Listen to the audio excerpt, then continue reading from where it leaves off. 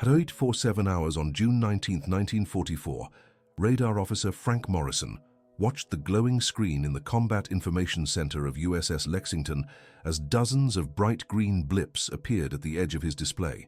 68 miles out, bearing 265 degrees, altitude unknown, a massive formation of Japanese aircraft was heading straight toward Task Force 58. Morrison's hand moved to the communication switch without hesitation. His voice stayed calm, professional, detached from the chaos that was about to unfold. Raid incoming. Estimate 70+ bogies. Vector 265. Range 68 miles, closing fast. In the ready rooms below deck, pilots who had been playing cards and reading letters from home dropped everything and sprinted toward their aircraft. On the flight deck, plane handlers and deck crews moved with practiced urgency, their movements choreographed through hundreds of hours of drill. The air boss's voice crackled over the loudspeakers, calling out launch sequences, wind conditions, and aircraft assignments. 26 F-6F Hellcats were already armed, fueled, and positioned on the catapults and deck. More were being brought up from the hangar bay on the massive elevators. Lieutenant Robert Henderson was strapping into his Hellcat when the scramble order came through. At 24 years old, Henderson had been flying combat missions for 11 months. He had 7 confirmed kills painted on his cockpit, small red rising sun symbols that marked him as one of the more experienced pilots in VF-18. But experience in June 1944 meant something different than it had meant a year earlier. The pilots who had fought at Midway and the Solomons had faced an enemy that owned the sky. Japanese Zero fighters had ruled the Pacific in 1942. They were faster, more maneuverable, and flown by pilots who had been training since before the war started. American pilots in Wildcats and Buffaloes had died in staggering numbers trying to match Japanese aircraft performance and pilot skill. Henderson knew the stories. Every pilot knew them. The massacre at Wake Island in December 1941. The desperate defense of the Philippines, where American pilots flew obsolete P-40s against overwhelming numbers. The early carrier battles where Wildcat pilots accepted that they were slower and less agile than the Zeros they fought. Those pilots had developed tactics to compensate for inferior aircraft. The Thatch Weave, mutual support maneuvers, boom and zoom attacks that traded altitude for speed. They had survived through teamwork and discipline because they could not survive through aircraft performance alone. But Henderson was not flying a Wildcat. He was flying an F-6F Hellcat, and the Hellcat changed everything. The aircraft had been introduced in August 1943, designed specifically to kill Zeros. It was heavier than the Zero, less maneuverable in a turning fight, but it was faster, could climb faster, could dive faster, and could absorb punishment that would shred a Zero into falling debris. The Hellcat's Pratt & Whitney R2800 engine produced 2,000 horsepower. It could push the aircraft to 380 miles per hour in level flight. More importantly, it could climb at 3,500 feet per minute, hauling .650 caliber machine guns and a pilot in armor plating straight up into attack formations before Japanese pilots realized what was happening. Henderson's aircraft commander had told him something during training that stuck with him. The Zero is a samurai sword, beautiful, elegant, deadly in the hands of a master.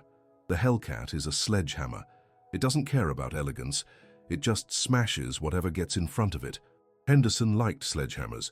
His wingman for this mission was Ensign Thomas Mitchell, 21 years old, fresh out of flight school with exactly 47 hours of combat flight time.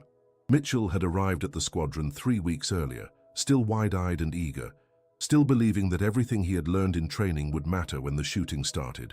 Henderson had been assigned to keep Mitchell alive. That was how it worked. Experienced pilots shepherded the new ones through their first engagements, taught them what training could not teach, kept them from making the mistakes that killed inexperienced pilots in their first 60 seconds of combat. "Stay on my wing, Tommy," Henderson said over the radio as his Hellcat roared down the flight deck and lifted into the morning air. "Don't chase anything. Don't break formation. You stay with me no matter what happens. Understood?" Mitchell's voice came back tight with adrenaline. "Understood, sir, staying on your wing." The Hellcats climbed in tight formations, 4-plane divisions stacked at different altitudes between 15,000 and 24,000 feet. Commander James Patterson, the air group commander, had drilled this intercept doctrine into every pilot under his command. Japanese tactics were predictable. They formed up in large raids, bombers in the center, fighters on the edges and above. They approached at medium altitude, around 14,000 feet, then climbed to attack altitude just before reaching the target.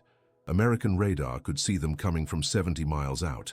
American fighters could be positioned at optimal altitude and positioned before the Japanese formations even knew they were there. Patterson's voice came over the radio, calm and authoritative. "All Lexington fighters, this is Big Dog. Raid is at 62 miles bearing 268. Altitude estimated 14,000. We have 26 fighters airborne and climbing. Hornet and Bunker Hill are launching additional intercept groups. Our vector is 270. Climb to Angels 2-2. We'll hit them head-on before they reach the task force." Henderson checked his instruments. Altitude 11,000 feet and climbing. Airspeed 210 knots. Engine temperature nominal. Oil pressure good. All 6 guns charged and ready. Mitchell was tucked in tight on his right wing, exactly where he was supposed to be. The climb rate indicator showed 3,400 feet per minute. Henderson smiled inside his oxygen mask. Let the Japanese come. Let them come in their beautiful, fragile Zeros and their slow, lumbering Valdive bombers. Let them come thinking they were attacking the same American fleet they had mauled at Coral Sea and Santa Cruz. They were about to discover that the Americans they had fought in 1942 no longer existed. 60 miles away, Lieutenant Commander Hiroshi Nakamura led his formation of 18 Aichi D-3A dive bombers toward the American fleet. Nakamura was 32 years old, a veteran of the Pearl Harbor attack, the Indian Ocean raids, and the Battle of Midway. He had survived when so many of his comrades had not. He had seen the Imperial Navy's carrier strength gutted at Midway, reduced from 6 fleet carriers to 2 in a single day. He had watched as American industrial power overwhelmed Japan's ability to replace lost aircraft and pilots. The bombers he led now were not the elite formations of 1941. Half his pilots had less than 200 hours of flight time. Their training had been rushed, abbreviated, inadequate. Japan no longer had time to properly train naval aviators. The war was consuming pilots faster than flight schools could produce them. The 18 bombers flew in 3 tight V formations, 6 aircraft each. Surrounding them were 24 Zero fighters, stacked above and on the flanks. Warrant Officer Kenji Yamada flew one of those Zeros, positioned 500 feet above the bomber stream. Yamada was 29 years old, too old by Japanese standards for fighter pilots. Most of the Zero pilots now were barely 20, boys who had never lived long enough to become men. Yamada had 380 combat hours. That made him ancient in a force where pilots with 100 hours were considered experienced. He scanned the sky constantly, looking for the American fighters he knew were coming. The Americans always came. Their radar saw everything. Their fighters appeared from nowhere, diving out of the sun, slashing through formations, then climbing away before Japanese fighters could respond. Yamada remembered when Japanese pilots had ruled the sky. He remembered 1942 when American fighters fled at the sight of Zero formations. Those days were gone. The Americans had new aircraft now, Hellcats. Yamada had fought them twice. Both times he had barely escaped alive. The Hellcat was not as agile as the Zero. In a turning fight at low speed, the Zero could outmaneuver it, but the Hellcat never fought that kind of fight. Hellcat pilots dove from above at high speed, fired their heavy machine guns in slashing passes, then climbed away using power and speed the Zero could not match. They refused to dogfight. They refused to play to the Zero's strengths, and they were winning. Yamada checked his fuel gauge. They were 220 kilometers from their carrier. The formation would reach the American fleet in approximately 12 minutes. Yamada did not expect to survive the day. He had not expected to survive for the past 8 months. Every mission might be his last. He had made peace with that. His only duty now was to protect the bombers long enough for them to attack.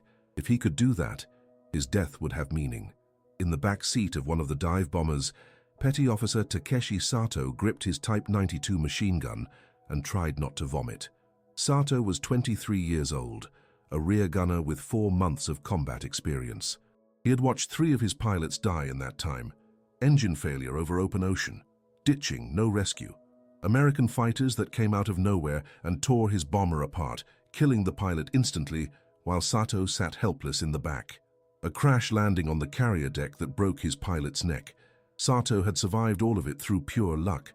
Now he was flying with a new pilot, a 19-year-old kid who had graduated flight school 6 weeks ago. The pilot's hands shook on the controls. Sato could see them trembling. The kid was terrified.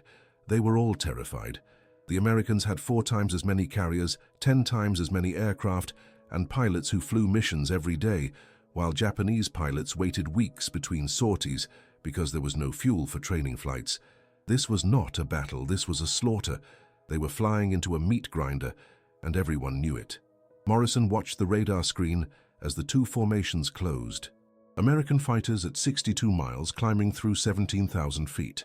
Japanese raid at 58 miles, steady at 14,000 feet. Closure rate 520 miles per hour. Time to intercept 6 minutes. He updated the fighter director. Big Dog, this is Lexington CIC. Raid now at 58 miles bearing 269. Estimate 50 bogies, mixed bombers and fighters. Your intercept point is 51 miles bearing 271. You have 6 minutes. Recommend climb to Angels 24. Come in from above. Patterson acknowledged. Copy CIC, climbing to Angels 24. All fighters push throttles to max climb. We're going up. Henderson felt his Hellcat surge as he pushed the throttle forward. The R-2800 engine roared, burning fuel at an unsustainable rate, but that did not matter. They only needed 7 more minutes of climb. The altimeter spun upward. 18,000 feet, 19,500 feet, 21,000 feet. The air was thinner here, colder. Henderson could see the curvature of the ocean below, the massive shapes of the task force carriers far behind them, and ahead, nothing but empty blue sky. But the radar said the Japanese were out there, 52 miles now, still climbing slowly toward their attack altitude. They did not know the Americans were above them. They did not know that 26 Hellcats were climbing into their path at 3,500 feet per minute. They were still thinking like it was 1942, when American fighters scrambled late and arrived low, struggling to intercept. Henderson reached 24,000 feet and leveled off. Mitchell was still on his wing. The rest of the squadron was stacked in neat divisions. Altitude separation maintained, everyone exactly where they were supposed to be. Patterson's voice came through, calm and cold. We have visual on the raid. 12 o'clock level, 40 miles. Estimate 40 to 50 aircraft. Bombers low, fighters above.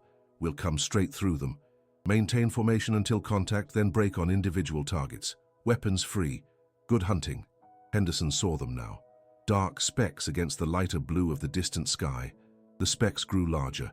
Bombers in tight formation, Zeros circling above and around them. They looked so vulnerable from up here, so exposed. Nakamura never saw the Hellcats until they were 3 miles away, coming straight at him from ahead and above. He shouted a warning, but it was too late. The Americans were already diving. Henderson pushed his stick forward and felt the Hellcat accelerate into a steep dive. His airspeed indicator climbed rapidly, 320 knots, 340 knots, 360 knots. The bombers were growing larger in his gun sight, their silhouettes sharp and clear.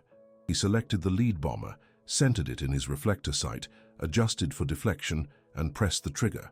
All 6 50 caliber machine guns opened fire simultaneously, 4,800 rounds per minute, armor-piercing incendiary rounds that tore through aluminum and flesh like paper.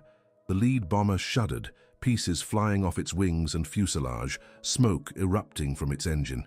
It rolled slowly to the left and began its long fall toward the ocean 5 miles below.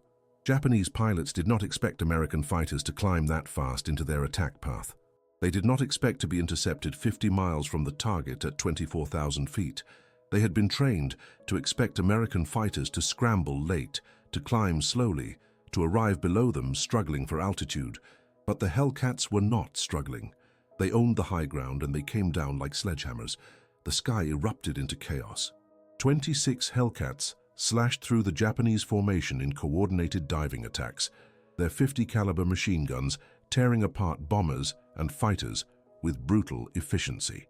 Mitchell stayed glued to Henderson's wing, his hands gripping the control stick so hard, his knuckles went white inside his gloves.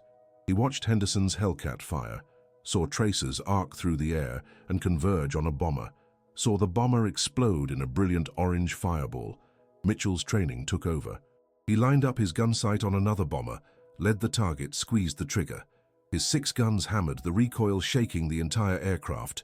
The bomber's left wing disintegrated, The aircraft rolled inverted and tumbled toward the ocean in a flat spin, pieces breaking off as it fell. The problem the Japanese faced was not courage. Zero pilots were among the most skilled and dedicated fighter pilots in the world. Yamada immediately rolled his Zero into a hard diving turn, trying to intercept the Hellcats. As they came through the bomber formation, he lined up on a Hellcat that had just finished its firing pass and was pulling up. Yamada fired his 20mm cannons, saw his rounds flash near the Hellcat's tail, but the American aircraft simply accelerated away in a climbing turn that the Zero could not match. Yamada pushed his throttle to maximum power, pulled his stick back, trying to follow. His Zero climbed, but not fast enough. The Hellcat was already 2,000 feet above him and still climbing. Yamada cursed and broke off, searching for another target. The problem the Japanese faced was not training. Nakamura had been flying combat missions for 3 years. He had more experience than most American pilots would ever accumulate. But experience meant nothing when the enemy aircraft could climb 400 feet per minute faster than yours, could dive 60 miles per hour faster, and was directed by radar that saw everything. Nakamura's formation was disintegrating. 5 bombers were already gone, falling in flames or breaking apart in mid-air. His surviving pilots scattered, trying to evade the Hellcats that came at them from every direction. Nakamura keyed his radio, ordering his bombers to maintain formation and continue toward the target, but half his pilots never heard the order. Their radios were poor quality, their communication discipline had broken down, and they were fighting for their lives. The problem the Japanese faced was simple. American technology had surpassed Japanese technology, and American industrial capacity was producing aircraft faster than Japan could train pilots to fly them. Henderson pulled out of his dive at 18,000 feet, checked his 6 o'clock for threats, saw Mitchell still on his wing where he belonged. "Good shooting, Tommy. Stay with me. We're going back up." The Hellcat climbed effortlessly, hauling Henderson back to altitude in less than 90 seconds. Below him, the Japanese formation was scattered across 5 miles of sky. Zeros were trying desperately to engage the Hellcats, but the Americans refused to fight on Japanese terms. Every time a Zero turned toward a Hellcat, the Hellcat simply climbed away or dove away, using speed and power to disengage, then repositioned for another attack.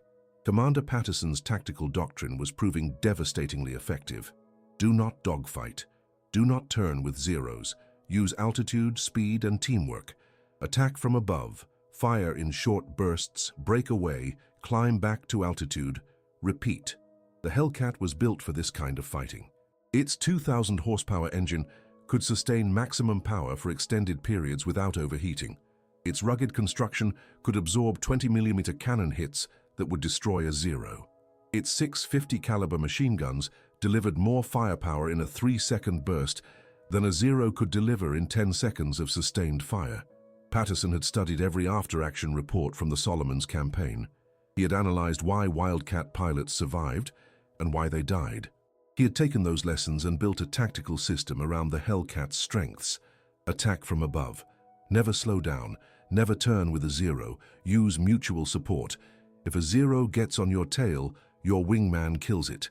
If you see a wingman in trouble, you save him. No heroics, no individual glory, just disciplined teamwork. The American pilots who had fought in Wildcats at Guadalcanal and the Eastern Solomons had paid for these lessons with their blood. They had learned that American aircraft in 1942 could not match Japanese aircraft in maneuverability or climb rate. They had learned that trying to dogfight Zeros in Wildcats meant dying. They had developed the Thatch Weave, a defensive maneuver where 2 fighters weaved back and forth, covering each other's tails, making it nearly impossible for a Zero to get a clean shot. It worked, but it was defensive. It kept pilots alive, but it did not win air superiority. The Hellcat changed everything. American pilots no longer needed defensive tactics. They could dictate the terms of combat. They could attack when they wanted and disengage when they wanted. The Zeros could not catch them and could not escape them. Frank Morrison watched the radar plot as the Japanese formation broke apart. The solid mass of contacts that had appeared on his screen 18 minutes earlier was now scattered. Individual aircraft were turning back toward the Japanese fleet. Some contacts were descending rapidly. Aircraft diving toward the ocean, either under control or out of control. Morrison could not tell which from the radar return. American fighters were climbing back to altitude, reforming into divisions. preparing for the next attack. Morrison updated the air boss. Raid is broken. Estimate 30 to 40 bogies still inbound but scattered. Our fighters are reforming at Angels 2-2. No damage to the task force. The air boss acknowledged. Morrison allowed himself a brief smile. This was what radar-directed fighter interception was supposed to look like. Detect the raid early, vector fighters to optimal intercept position, hit the enemy before they reach weapons range. The Japanese never got within 40 miles of the task force. Sato watched from his rear gunner position as 3 more bombers fell from the sky. His pilot was weaving desperately, trying to avoid the American fighters that seemed to be everywhere at once. Sato swung his machine gun toward a Hellcat that flashed past 300 yards away, fired a long burst, saw his tracers fall short. The Hellcat was already gone, climbing away. Another Hellcat dove from above, its guns sparkling. Sato heard metal tearing, felt the aircraft shudder. The pilot screamed something unintelligible. Smoke filled the cockpit. The engine coughed, stuttered, then quit. They were going down. The pilot struggled with the controls, trying to maintain airspeed, trying to glide toward the ocean 5 miles below.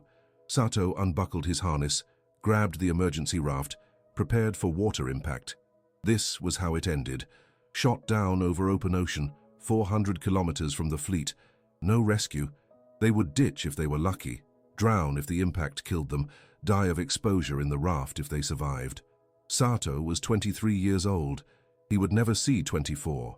The second wave of Japanese aircraft arrived 14 minutes after the first. Morrison detected them at 63 miles. Patterson had already repositioned his fighters. The second wave lasted even less time than the first. Hellcats hit them head-on at 55 miles out, tore through the formation, destroyed 18 aircraft in the first 3 minutes of combat. The Japanese never reached within 35 miles of Task Force 58. By noon, the Battle of the Philippine Seas air combat phase was effectively over. The Japanese had launched 373 aircraft in 4 waves throughout the morning. American fighters and anti-aircraft fire destroyed 243 of them. Less than 130 returned to their carriers. Of those that returned, many were so badly damaged they could not be repaired. American losses were 29 aircraft, mostly to operational accidents and fuel exhaustion, not enemy action. The kill ratio was 8-1 in America's favor. But the battle was not just won by the Hellcat's performance. It was won by the men who understood how to use the Hellcat properly. Commander Patterson had trained his squadron for 8 months before this battle.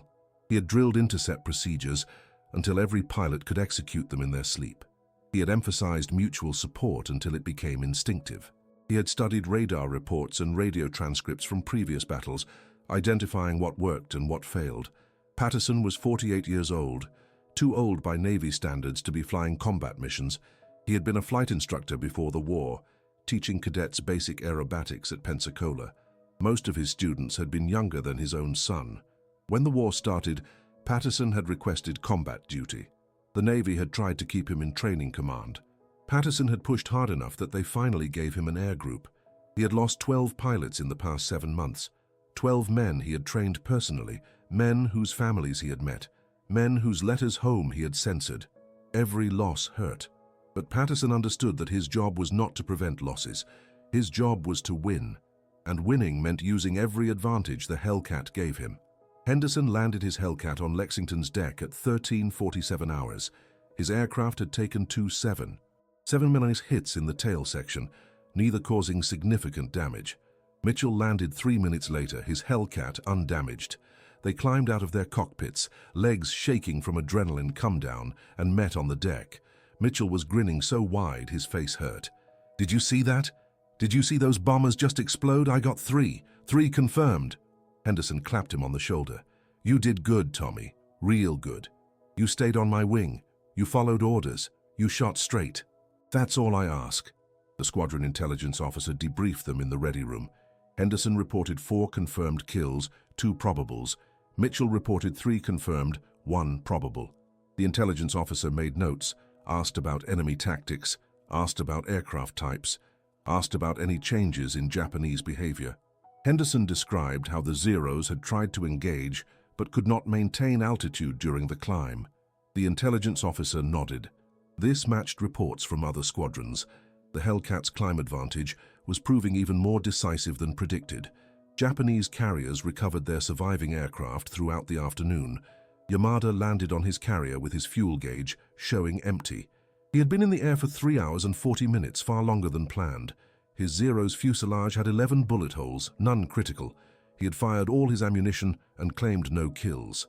Yamada climbed out of his cockpit and looked around the flight deck. 32 Zeros had launched that morning. 14 had returned. The other 18 were gone. Dead pilots, crashed aircraft, empty ocean. The losses were catastrophic. The operation had failed completely. Not a single bomb had hit an American ship. If you found this story gripping, please take a moment to subscribe to this channel. These accounts matter, not because they glorify war, but because they preserve the memories of men who fought with everything they had, on both sides, in a conflict that shaped our world.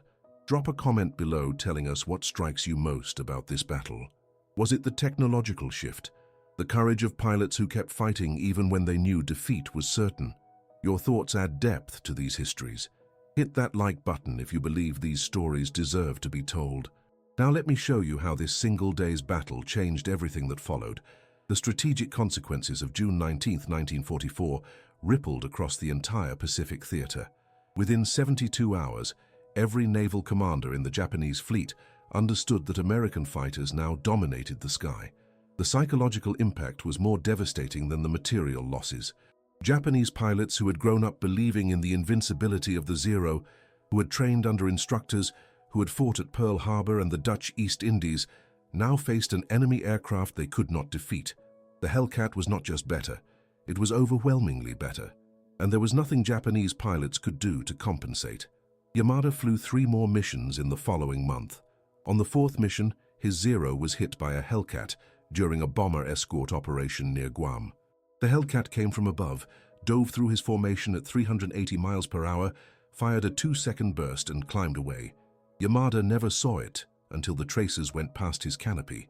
His wingman's Zero exploded. Yamada survived only because the Hellcat pilot chose a different target. By August 1944, Japanese commanders stopped sending large formations against American task forces. The losses were unsustainable. Japan was losing pilots 3 times faster than training programs could replace them. More critically, Japan was losing experienced pilots, men with 500 or 600 combat hours who could not be replaced at any speed. The Americans called June 19th the Great Marianas Turkey Shoot. The name was cruel but accurate. American pilots had described it as shooting turkeys, not because Japanese pilots were cowardly or incompetent, but because the tactical and technological mismatch was so severe that the outcome was never in doubt. Nakamura survived the battle, but his bomber had been so badly damaged that it ditched 60 kilometers from the fleet. He and his crew spent 11 hours in a life raft before a destroyer picked them up. Nakamura flew 2 more missions, then was reassigned to training command. Japan needed experienced pilots to train the next generation, but there was no time. Students received 100 hours of flight training when they needed 300. They learned basic flying, but not combat tactics. They were sent to frontline units where they died in their 1st or 2nd mission. Henderson flew 43 more combat missions before the war ended. He shot down 11 more Japanese aircraft, bringing his total to 18 confirmed kills. He trained 7 new pilots, all of whom survived the war. In March 1945, Henderson was promoted to lieutenant commander and given command of his own squadron. He led that squadron through the Okinawa campaign, where the Japanese introduced kamikaze attacks as their final desperate tactic. The kamikazes were suicide weapons, pilots deliberately crashing their aircraft into American ships. Many of these pilots had less than 50 hours of total flight time. They could barely take off and navigate to the target. They could not dogfight, could not evade, could not do anything except point their aircraft at a ship and dive. The Hellcat pilots shot them down in staggering numbers, but some got through. Henderson watched kamikazes hit 3 ships in his task force. He watched men burn and die because Japanese high command had decided that suicide was the only weapon they had left. The technological advantage that gave America air superiority in 1944 did not appear by accident. It was the product of hard lessons learned in blood during 1942 and early 1943.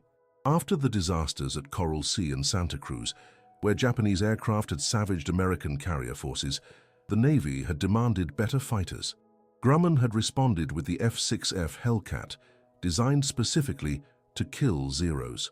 Every specification was written with combat experience in mind: more engine power for better climb rate, heavier armament for higher firepower, armor protection for pilot survivability, self-sealing fuel tanks to prevent fires. The Hellcat was not the most elegant aircraft. It was heavy, rugged, and utilitarian, but it worked. It did exactly what it was designed to do, and it did it better than any carrier fighter in the world.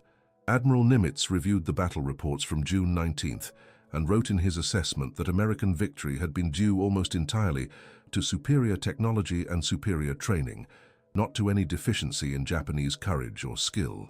Nimitz understood what many people missed. The Japanese were not defeated because they were inferior. They were defeated because America had built better tools and trained men to use those tools more effectively. The radar systems that detected Japanese raids 70 miles out were developed by civilian scientists at MIT and the Naval Research Laboratory. The Hellcat was designed by engineers at Grumman who had never flown combat missions, but who listened carefully to pilots who had. The tactical doctrine that Patterson used was written by staff officers who analyzed after-action reports and identified patterns. Victory was a system, not a single piece of technology or a single brilliant commander. Morrison continued operating radar systems through the rest of the war. He tracked hundreds of contacts, vectored fighters to intercept hundreds of raids. He never fired a gun in combat. He never saw an enemy aircraft with his own eyes. But his radar gave American fighters the information they needed to win, and that mattered more than individual heroism. Morrison was 28 years old, a former high school physics teacher from Ohio who had joined the Navy in 1942. He had volunteered for radar training because he understood electronics. The Navy had sent him to a 6-week course where he learned to read oscilloscope displays and operate the SG surface search radar. That training had made him more valuable than a dozen gunners. After the war, Morrison went back to teaching. He never talked much about his service. When students asked what he did in the war, he said he operated radar. They did not understand what that meant, and Morrison did not know how to explain it. Patterson received the Navy Cross for his leadership during the Battle of the Philippine Sea. The citation mentioned his tactical acumen and his courage under fire. It did not mention that Patterson had spent 8 months drilling his pilots on intercept procedures that most commanders thought were excessive. It did not mention that Patterson had fought Navy bureaucracy to get better training time for his squadron. It did not mention the nights Patterson stayed awake reviewing radar plots and radio transcripts, looking for patterns, looking for ways to save his pilots' lives. Patterson survived the war and retired as a captain in 1946. He died in 1959 from a heart attack. His obituary in the Navy Times mentioned his combat record and his decorations. It did not mention that his tactical innovations had been adopted as standard doctrine and used by every carrier fighter squadron for the rest of the war. Sato's bomber ditched 190 kilometers from the Japanese fleet. The impact killed the pilot instantly, broke Sato's left arm and 3 ribs. He crawled into the life raft with the radio man, who had a severe head injury. They drifted for 6 days. The radio man died on the 3rd day. Sato drifted alone for 3 more days before an American destroyer picked him up. Sato spent the rest of the war in a prisoner camp in Hawaii. He weighed 89 pounds when the war ended. After repatriation, he returned to his family's farm in Kumamoto Prefecture. He never spoke about the war. His children knew he had served in the Navy, but they did not know details. Sato died in 1987 at age 66 from lung cancer. His family found his service records after his death and learned he had been at the Battle of the Philippine Sea. They had never known. The wreckage of dozens of aircraft from June 19, 1944, still lies on the ocean floor. In 2016, underwater explorers discovered the remains of several Hellcats and Zeros in 4,200 feet of water, west of Saipan. The aircraft were remarkably preserved in the cold, dark water. Corrosion had eaten away much of the aluminum, but the basic structures remained intact. One Zero still had readable instruments in the cockpit. A Hellcat still had 4 of its 6 machine guns mounted in the wings. These aircraft were tombs. Pilots had gone down with them. Their remains were still inside, still strapped into their seats after 72 years. The explorers photographed the wrecks, but did not disturb them. Some graves should remain undisturbed. The lessons of the Battle of the Philippine Sea extended far beyond World War II. Modern air combat still follows principles established that day: radar detection and fighter direction, altitude advantage, speed advantage, mutual support tactics. These were not new concepts in 1944, but June 19th proved they worked at scale. Every air force in the world studied the battle. The Soviets, the British, the French all drew the same conclusions. Air superiority required integrated systems, early warning radar, capable aircraft, trained pilots, effective tactics, and commanders willing to use all of it aggressively. No single piece could win alone. Henderson retired from the Navy in 1962 as a captain. He moved to San Diego, worked as an aerospace consultant, and occasionally gave talks to Navy fighter squadrons about air combat tactics. In 1994, at age 74, Henderson attended a reunion of Philippine Sea veterans. He met Mitchell there, the first time they had seen each other in 49 years. Mitchell had flown 78 combat missions, survived the war, and become a commercial airline pilot. They spent 3 hours talking about missions, about friends who had not come home, about aircraft they had flown. Neither man glorified the war. They had both seen too much dying for that. But they agreed on one thing: the Hellcat had been the best aircraft they ever flew. Admiral Lee, who pioneered radar-directed naval combat at Guadalcanal 2 years before the Philippine Sea, never saw the full fruit of his innovations. He died of a heart attack in August 1945, 10 days after Japan surrendered. But the principles he championed, trust new technology, train crews extensively, use every advantage available, had become doctrine by 1944.